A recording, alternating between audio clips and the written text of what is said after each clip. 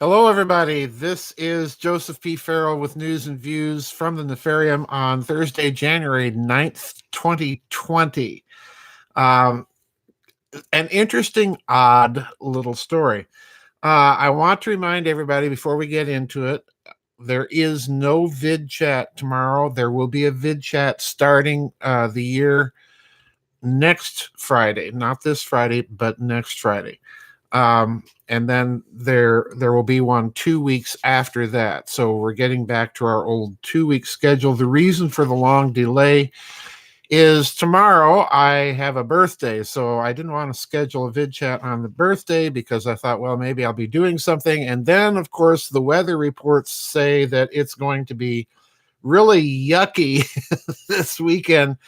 So it doesn't look like I'll be doing anything, but it's too late to change the vid chat schedule. Anyway, there's an odd little story that came out during all of this USA versus Iran kerfuffle. And it's, I think, a huge and significant story. And as usual, I'm walking right off to the end of the twig of high octane speculation and leaping off of it because I have absolutely no evidence for the speculation I'm going to be offering you. But I'm going to be putting it out there because I have had a suspicion for a long, long time. And we'll find out what that suspicion is in just a moment. Now, the other thing I want you to remember is that the context of the article and my remarks, as well as for most of the geopolitics going on in the Middle East, is the Silk Road project. Okay, that's the issue, not just oil, not just resources, not just Sunnis versus Shias, all the stuff that we've been talking about and that the media has been pushing. But the real thing is the Silk Road project. So there's a little article that I saw over at Zero Hedge that appeared right in the middle of all of this, and it dropped right off the radar. Okay, and I think it's a huge story, and it's so short that I can virtually read the whole thing to you. I'm not going to do that. I just want to concentrate on the opening paragraphs and a couple of closing paragraphs, and you'll get the idea. And then I want to share what my speculation is, because again, it's off of the end of the twig. I have no evidence. It's just an intuition and a speculation. So here we go. This article was published, incidentally, just 2 days ago on Zero Hedge. The title of the article, listen carefully: Russia proposes to secure Iraqi airspace with the S-400 air defense system. And here we go. Quote, "The Ministry of Defense of the Russian Federation has offered Iraq Tuesday the option to purchase the world's most advanced missile defense system to protect its airspace," reported RIA Novosti. According to the report, the Iraqi armed forces could purchase the Russian S-400 Triumph air defense system, which RIA points out can, quote, "ensure the country's sovereignty and reliable airspace protection," unquote. And continuing, quote, "Iraq is a partner of Russia in the field of military technical cooperation, and the Russian Federation can supply the necessary funds to ensure the sovereignty of the country and reliable protection of airspace, including the supply of S-400 missiles and other components of the air defense system, such as the Buk-M3, that's the missile, the TOR-M2, and so on," unquote, said Igor Korotchenko, the Russian Defense Ministry's public council member. For the last several months, Iraq has considered purchasing Russian air defense and missile systems, including the S-400. However, it has been met with fierce opposition pressure from, guess who? the USA. Now I'm skipping a few paragraphs here, just a very few paragraphs toward the end of this article. This article is actually very short. A recent U.S. intelligence assessment indicated that at least 13 countries had expressed interest in purchasing the S-400s. Listen to who they are: Saudi Arabia, Qatar, Algeria, Morocco, Egypt, Vietnam, and Iraq have all been in discussions with Russia to purchase the missile defense system in the last several quarters. In other words, predominantly Middle Eastern countries. Isn't that interesting?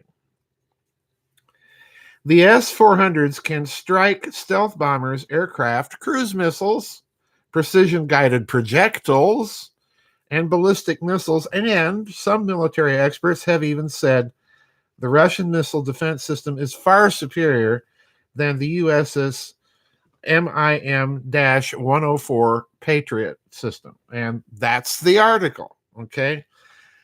Now, here's my suspicion. You'll notice in the article, they're giving you the impression that the Russians are doing this partly in order to pry Iraq from underneath the American thumb.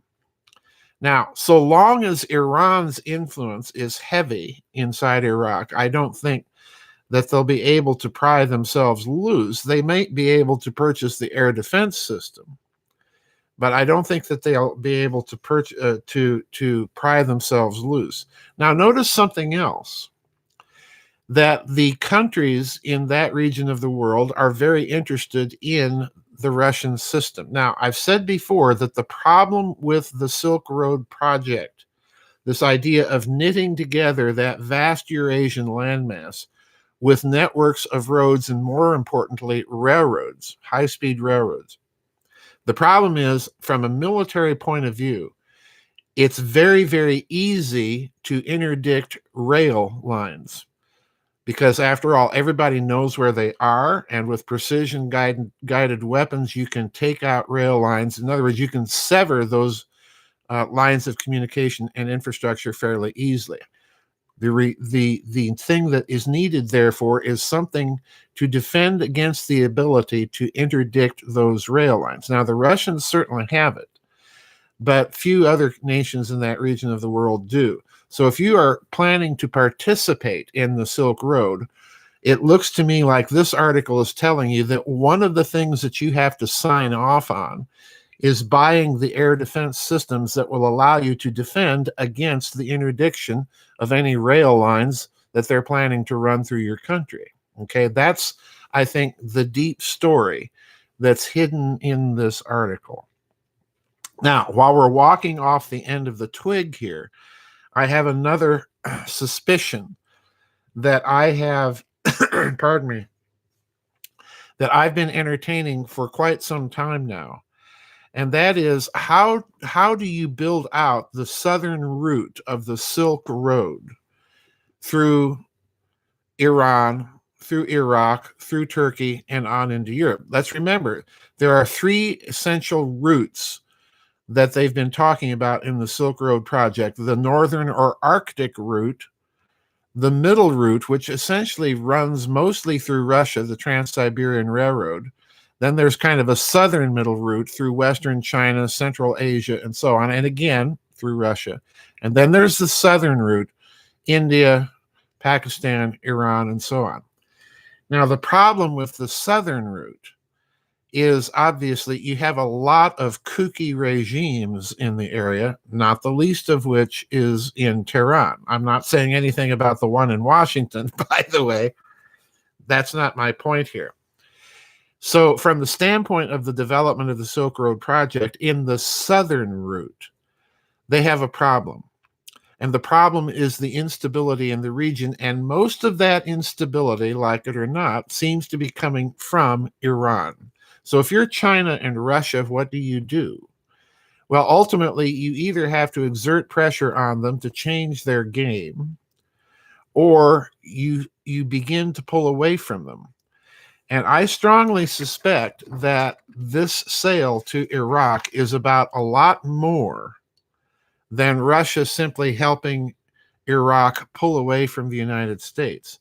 This may be the beginning of something that I've been predicting for quite a few years now, that in that kind of situation, you either have to figure out how to handle Iran or dump Iran and cut them out of the deal completely. Now, so far, they're in the deal because we've seen already railroad trains have already run from China through Iran and on up into Russia and all the way over to London. So in other words, that route, insofar as part of it running through Iran, the southern route, and then going back up and hitting the southern middle route, that route is already there. It's already been completed, and they've already run trains on it. But I strongly suspect that there may be more in the cards with this sale, that this may presage an attempt by Russia to exert some pressure on Iran by saying, hey, look, if you guys can't clean up your order, we're going to go with these guys. I strongly suspect that that's an element in play here.